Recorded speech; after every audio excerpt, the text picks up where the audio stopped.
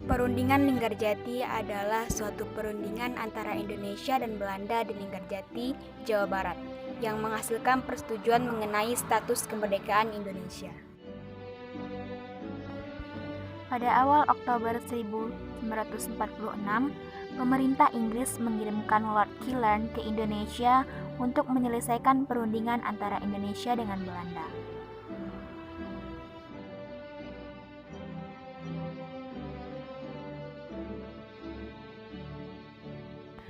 Pada tanggal 7 Oktober 1946, bertempat di Konsulat Jenderal Inggris di Jakarta, dibuka perundingan Indonesia-Belanda dipimpin oleh Lord Killern.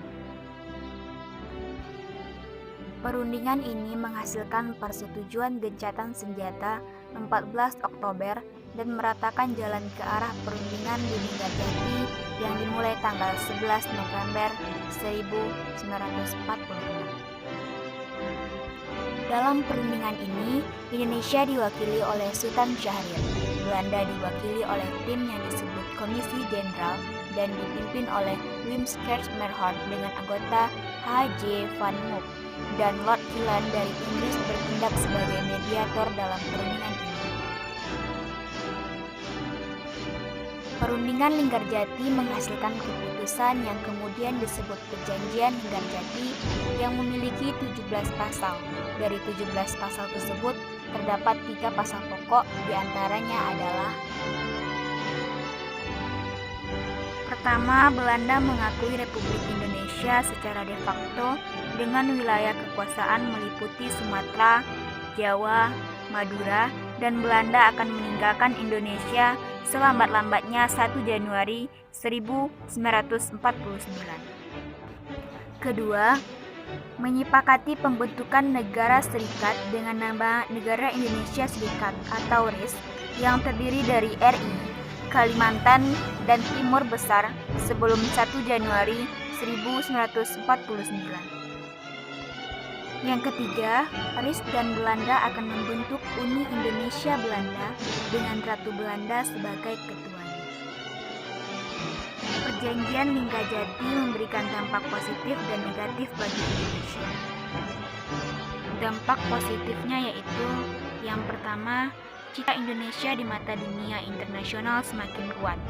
Dengan pengakuan Belanda terhadap kemerdekaan Indonesia, mendorong negara-negara lain untuk mengakui kemerdekaan Republik Indonesia secara sah. Yang kedua, Belanda mengakui negara Republik Indonesia yang memiliki kuasa atas Jawa, Madura, dan juga Sumatera. Dengan demikian, secara de facto Indonesia berkuasa atas wilayah tersebut. Yang ketiga, selesainya konflik antara Belanda dan Indonesia.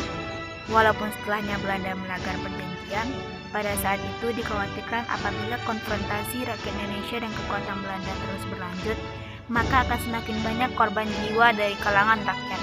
Hal ini tentu saja dikarenakan kekuatan militer Belanda yang canggih dan kekuatan rakyat Indonesia yang apa adanya. Dampak negatifnya adalah: yang pertama, Indonesia hanya memiliki wilayah kekuasaan yang sangat kecil, yakni Pulau Jawa, Sumatera, dan Madura saja.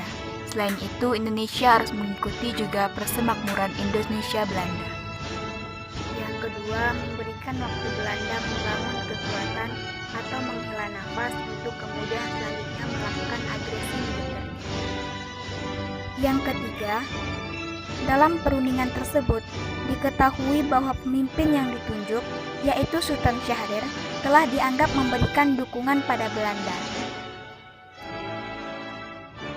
Hal tersebut membuat anggota dari Partai Sosialis yang berada dalam kabinet tersebut dan KNIP mengambil langkah penarikan dukungan kepada pemimpin perundingan tersebut. Penarikan dukungan tersebut terjadi kepada Syahrir pada tanggal 26 Juni 1947.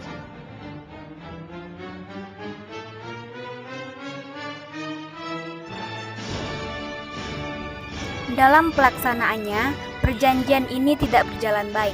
Pada tanggal 20 Juli 1947, diketahui Gubernur Jenderal H.J. van Mook memutuskan perjanjian secara sepihak. H.J. van Mook mendeklarasikan bahwa Belanda tidak terkait dengan perjanjian tersebut. Pada tanggal 21 Juli 1947, meletuslah agresi militer Belanda.